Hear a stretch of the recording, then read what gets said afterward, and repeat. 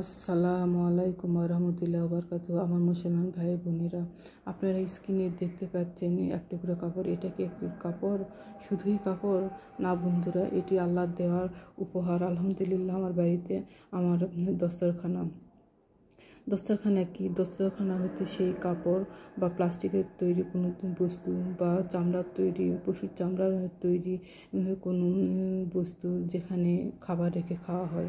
আমরা দস্তরখানাকে ব্যবহার করবো। আমরা দস্তরখানা ব্যবহার করবো এর জন্য যে নবী করিম সাল্লাল্লাহু আলাইহি ওয়াসাল্লাম তার জীবন দশায় এটি পালন করে গেছেন, তাই আমরা করবো ইনশাআল্লাহ তাআলা। আর একটা সুন্নাহ পালনের মাধ্যমে আমরা ইসলামের দিকে আরও এক ধাপ এগিয়ে যাবো এবং নবী করিম সাল্লাল্লাহু আলাইহি ওয়াসাল্লামকে আরও একটু ভালোবাসার বেশি সুযোগ পাবো ইনশাআল্লাহ তাআলা। এখন আমরা বলি কোরআন থেকে কথা।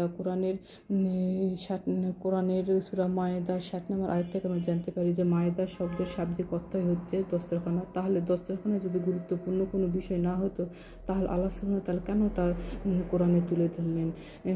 আর আরও বিস্তারিতভাবে বলা হয়েছে যে আপনার দস্তরখানা থেকে এক লোকমা খাবার যদি পড়ে যায়, আর ওই এক লোকমা খাবার যদি কোনো ব্যক্তি তুলে খায়, ওই খাবার খাওয়ার পরিবর্তে ছেলেদের ক্ষেত্রে জান্নাতে হুরের মোহরণ আদায় করা হয়। আলহামদুলিল্লাহ, দেখছেন কত বড় একটা সুখবর। আসুন আজ থেকে নয়, এখন থেকে শুরু করি। যার বাড়িতে যে কাপড় রয়েছে সেই কাপড় দিয়ে দস্তরখানা বানিয়ে এই সুন্নাহটা পালন করি।